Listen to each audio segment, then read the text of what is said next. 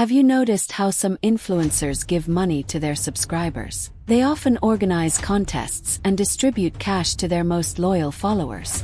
This is how Chitty, an ardent fan of the famous influencer Golden Cruncher, got entangled in a life-changing ordeal. Golden Cruncher wasn't just another influencer in Abidjan. She was a superstar.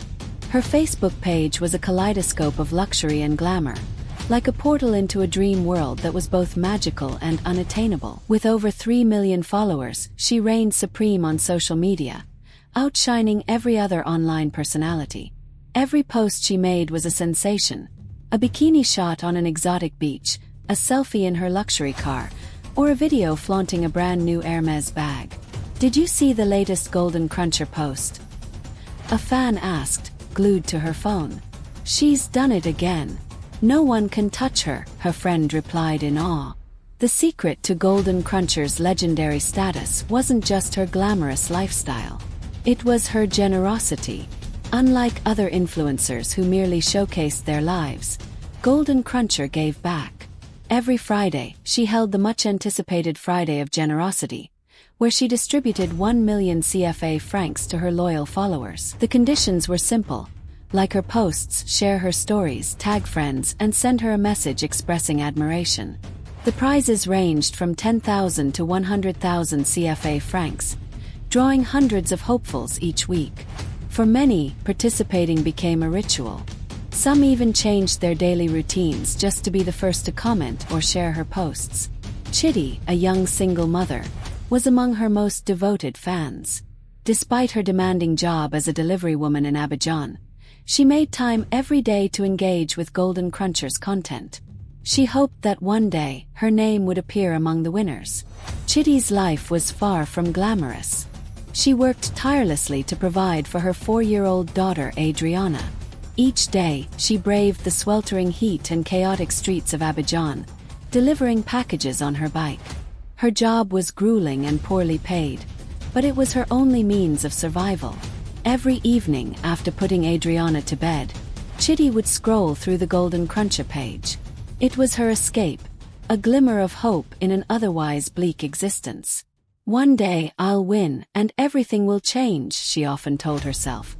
One fateful evening, as Chitty counted her daily earnings in a quiet corner of the market, a cold blade pressed against her back. "Hand over the money, or I'll stab you," a gruff voice threatened. Paralyzed with fear, Chitty obeyed. In seconds, her hard-earned money was gone. Devastated, she returned to her boss, Mama Adu, to explain. But Mama Adu was unyielding. "You'll repay every cent," she said, her voice sharp with anger.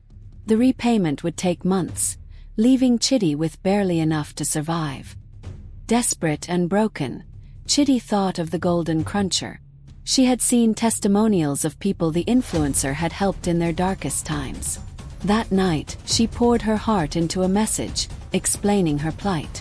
To her astonishment, Golden Cruncher replied the next morning. "Come to my office tomorrow in Marquerie," the message read.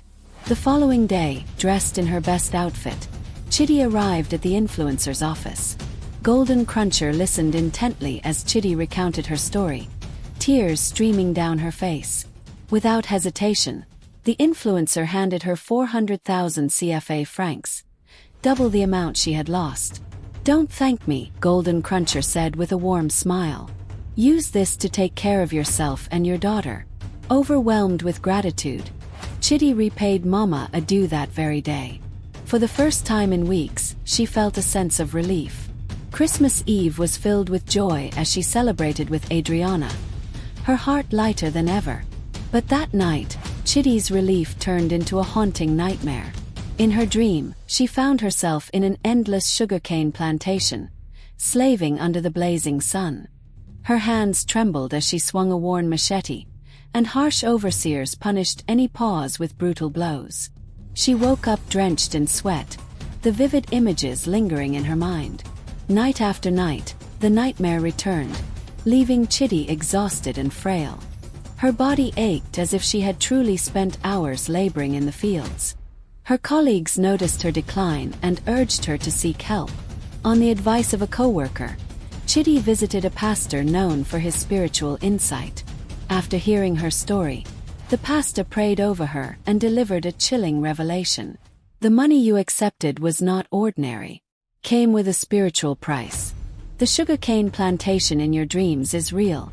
You've been bound to it by an invisible contract. Chitty was stunned. The pastor urged her to pray for clarity, promising that the source of her torment would be revealed. That night, she stayed in the church, fervently praying for deliverance. As she prayed, a chilling presence filled the room. A shadow appeared, slowly taking form.